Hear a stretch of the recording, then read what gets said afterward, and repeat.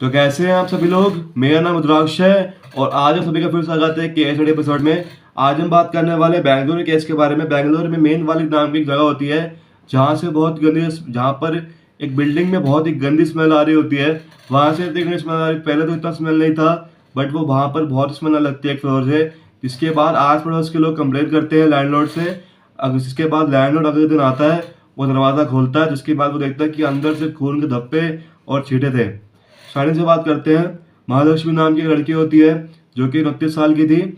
उसकी फैमिली के बारे में बात की जाए तो वो आज से कुछ 35 साल पहले वो लोग नेपाली फैमिली के थे। तो 35 साल पहले वो लोग बैंगलोर शिफ्ट हो गए थे to live a good life. इसके बारे में आगे बात करते हैं। जो महालक्ष्मी थी वो अपने घर में सेकेंड यंगेस्ट डॉटर थी और इसी को देखकर उसने कुछ समय बाद उसने एक हेमंत दास के लड़के के साथ शादी की। हेमंत के बारे में बात करी जाए तो वो उसकी खुद की मोबाइल शॉप थी।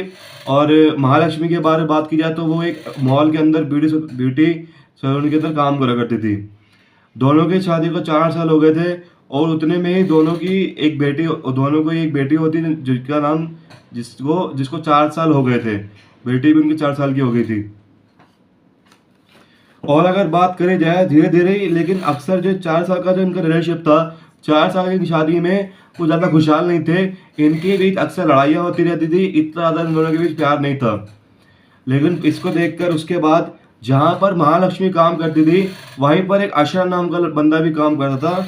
अशरफ भी, और उन दोनों के बीच बहुत ज़्यादा बातें होती थी और दोनों दूसरे के बहुत क्लोज थे। तो जिसके बाद हेमंत थोड़ा शक हो गया। इसके बाद हेमंत ने ये डिसाइड किया कि वो महालक्ष्मी को डिवोर्स दे देगा। डिवोर्स देने के बाद अक्सर एक माँ को होता है कि उसकी जो बेटी है उसी बेटी कस्टडी में उसके पास आनी चाहिए, लेकिन ऐसा नहीं होता है। महालक्ष्मी जो होती है वो अपने पति को ही अपने बेटी को कस्टडी दे देती है।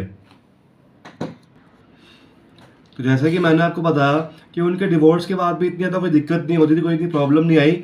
वो लोग फिर भी अपनी बच्ची की परवरिश करते रहते थे और उससे, और मतलब क्योंकि जैसे उसके फादर के पास डॉटर के फादर थे उसके पास उसकी कस्टडी थी, लेकिन फिर भी जो मदर थी महालक्ष्मी वो फिर भी 1 वीक या 1 मंथ में उससे अपनी बच्ची से एक आध बार मिलने आया करती थी। और दोनों ही बाकी अपने काम करते थे और अपनी बच्ची की परवरिश में कोई भी कमी नहीं छोड़ते थे। धीरे धीरे बात करी जाए, महालक्ष्मी ने फिर अपना घर छोड़ के बेंगलुरु के साइड में ही एक नया घर ले लिया था। पहले वो अपनी मदर के घर पर रह रही थी। जिसके बाद वहाँ पर बात करी जाए, अगर नेबरहुड से बात करी जाए तो वो ज़्यादा किसी से इतनी ज़्यादा फ्रेंक नहीं थी, ज़्यादा किसी से कोई इतना बातचीत नहीं करती थी। सुबह वो बस काम के चले आती थी और घर आ जाया करती थी और ज़्यादा बस उसको लोग देखते थे, लेकिन उससे ज़्यादा इतनी कोई बातचीत नहीं होती थी। 19 अगस्त के दिन राखी के दिन वो अपनी मदर के घर जाती है, वहाँ पर उससे बात होती है। फिर जिसके बाद 21 सितंबर के उसके 19 अगस्त के वो जो जाती है, उसके कुछ दिनों बाद महालक्ष्मी के कमरे से बहुत ही गंदी स्मेल आ रही होती है, भली स्मेल आ रही होती है। जिसके बाद वो उसकी मदर को कॉल करता है जो लैंडलॉर्ड होते हैं कि आप देखो ऐसे ऐसी बात है, आपकी बेटी के कमरे से बहुत स्मेल है। तो जो उसकी मदर होती है वो बहुत ज़्यादा घबरा जाती है, क्योंकि उन्हें पता था कहीं श्रद्धा वॉकर वाला केस तो नहीं हो गया हो जिसमें ऐसी बॉडी पार्ट्स को कुछ फेंक वैक दिया और कुछ भी हुआ हो। इसके बाद उसकी मदर बहुत डरती है। उसके बाद वो लोग वहाँ जाते हैं और दरवाज़ा खोलते हैं। दरवाज़ा खोलने के बाद वो देखते हैं कि बहुत ही सारे खून के छिट्टे पड़े हुए हैं और बॉडी के बहुत से पार्ट्स पड़े हुए हैं। ये सब देखकर वो बहुत ज़्यादा घबरा जाते हैं और कुछ लोग तो वहाँ अंदर जाते भी नहीं है कि भाई क्या अंदर चीज़ हो, क्योंकि कुछ लोगों को तो उल्टी तक हो जाती है। जिसके बाद वो लोग पुलिस को कॉल करते हैं। पुलिस को कॉल करने के बाद सबसे पहले पुलिस आती है, वो बॉडी जो पुलिस होती है वो फोरेंसिक टीम को बुलाती है। फोरेंसिक टीम आके जो भी बॉडी के पार्ट्स थी वो सब रिकवर करती है वहाँ से। इसके बाद वहाँ पर एक फ्रिज खुला हुआ था, आधा फ्रिज खुला हुआ था, जहाँ पर बहुत ज़्यादा खून बह रहा था और वहाँ पर महालक्ष्मी का सर भी रखा हुआ था। जिससे एक चीज़ तो कंफर्म हो गई, जिसने भी ये किया है वो बंदा कोई नॉर्मल नहीं है, या फिर उसको कुछ बहुत ही गंदी घृण थी उससे, महालक्ष्मी से।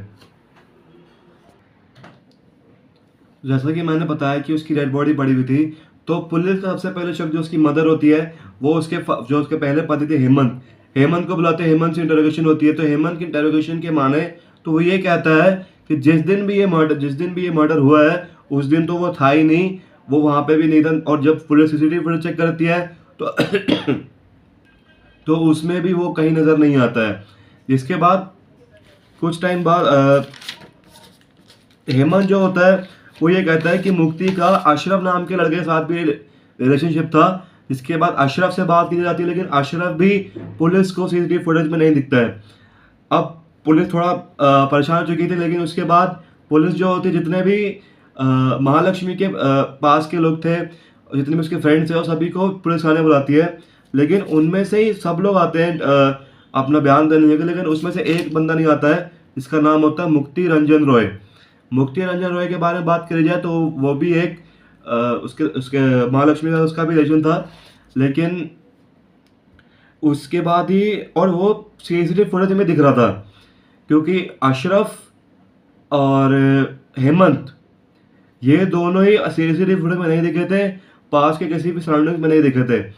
तो लेकिन वो, क्योंकि वहाँ पर कोई कैमरा तो नहीं था महालक्ष्मी के घर के यहाँ, बट वो बाहर कैमरा में थ्रू क्या नाम मुकुंद दिखा गया था,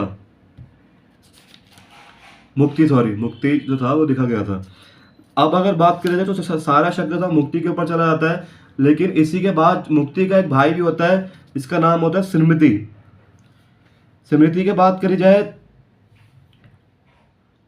स्मृति रंजन नाम था। स्मृति के बारे में बात अगर करी जाए तो वो थोड़ा सा, जब ऐसी पुलिस उसके बाद आती है उससे बातचीत करने के लिए, तो थोड़ा सा वो डर जाती है। पहले तो सबसे थोड़ा स्मृति जो होता है थोड़ा डर जाता है, वो पुलिस को घुंघला करता है, लेकिन थोड़ा शक्ति पे आप पेश आने के बाद वो सच सच बताया जाता है कि ऐसी सी बात है। और मुक्ति जो है अभी अभी भगा हुआ है अभी, और उसे जब ये बात पता चली तो उसने उसको ये बोला कि तू कहीं शिफ्ट हो जा।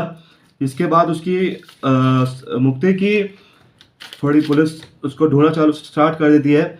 इसके बाद सबसे पहले तो उसे वो वेस्ट बंगाल के, और हमें मुक्ति के नोट से ही मिलता है कि वो ज़्यादा परेशान हो गया था कि उसने उसके सर पे वार किया। सर पे वार करने के बाद वो उसकी ऑन द स्पॉट डेथ हो जाती है, जिसके बाद कुछ घंटों तक वो महालक्ष्मी की बॉडी के आगे खड़ा है। जिसके बाद और वो उसने गूगल पे ये सर्च करा कि बॉडी को डिकम्पोज कैसे किया जाता है। जिसके बाद वो एक यूटेंसिल स्टोर में जाता है, जहाँ पर एक बहुत ही हार्ड नाइफ खरीदता है। जिसके बाद वो महालक्ष्मी की बॉडी को कट करना स्टार्ट कर देता है। महालक्ष्मी के बॉडी के टुकड़े करने के बाद, क्योंकि वो एक बहुत ही सराउंडेड जगह थी, वहाँ पे आस पड़ोस में बहुत ज़्यादा लोग थे, इसलिए वो उस बॉडी को बाहर नहीं लेके जा सकता था, और सीसीटीवी फुटेज में भी वो आ जाता। इसके बाद वो उसी की बॉडी को ही कुछ उसका पार्ट्स को फ्रिज में डाल देता है और घर से बाहर चले जाता, और कुछ बॉडी पार्ट्स वहीं ज़मीन पर रह जाते हैं, और इसके बाद वो वहाँ से घर से बाहर चला जाता है। तो ये स्टडी थी महालक्ष्मी की केस के बारे में। तो आज के लिए बस इतना ही। प्लीज़ वीडियो को लाइक शेयर कमेंट कीजिए।